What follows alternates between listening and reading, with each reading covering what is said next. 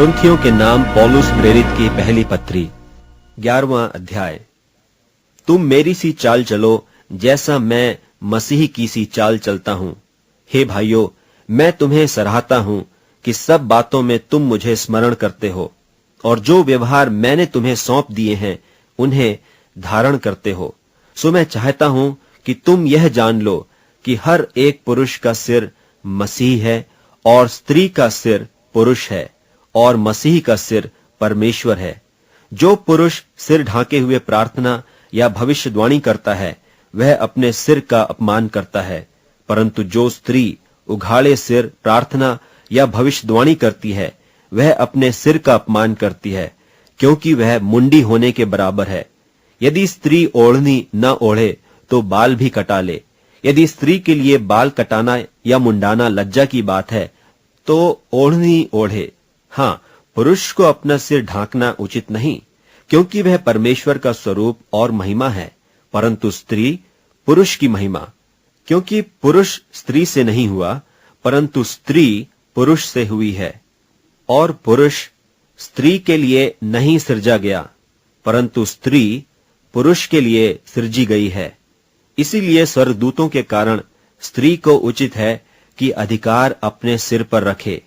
तो भी प्रभु में न तो स्त्री बिना पुरुष और न पुरुष बिना स्त्री के है, क्योंकि जैसे स्त्री पुरुष से है वैसे ही पुरुष स्त्री के द्वारा है, परंतु सब वस्तुएं परमेश्वर से हैं।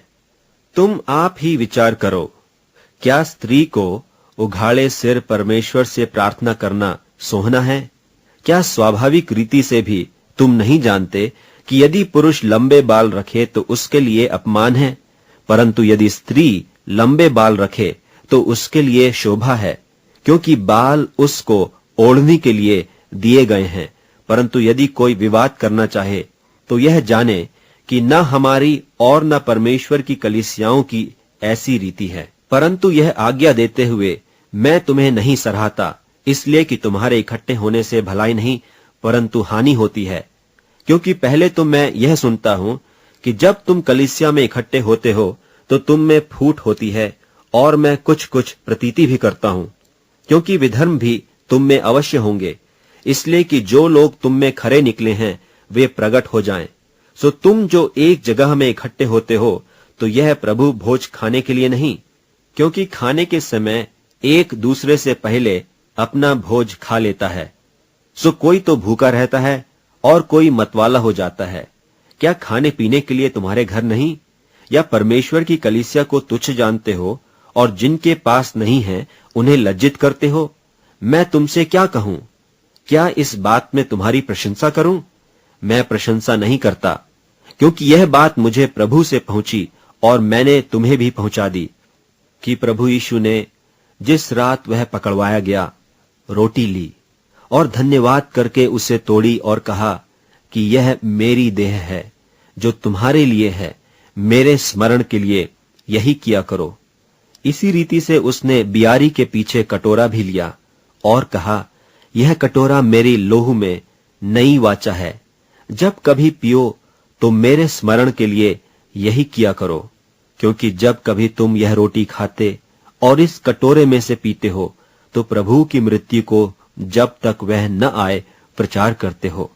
इसलिए जो कोई अनुचित रीति से प्रभु की रोटी खाए या उसके कटोरे में से पिए वह प्रभु की देह और लोहू का अपराधी ठहरेगा।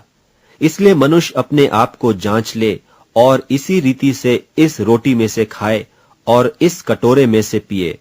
क्योंकि जो खाते पीते समय प्रभु की देह को न पहचाने वह इस खाने और पीने से अपने ऊपर दंड लाता है। इसी कारण तुम में बहुतेरे निर्बल और रोगी हैं और बहुत से सो भी गए। यदि हम अपने आप को जांचते तो दंड न पाते, परंतु प्रभु हमें दंड देकर हमारी ताड़ना करता है, इसलिए कि हम संसार के साथ दोषी न ठहरें। इसलिए हे मेरे भाइयों, जब तुम खाने के लिए इकट्ठे होते हो तो एक दूसरे के लिए ठहरा करो। यदि कोई भूखा हो तो अपने घर में खा ले, जिससे तुम्हारा इकट्ठा होना दंड का कारण न हो, और शेष बातों को मैं आकर ठीक कर दूंगा।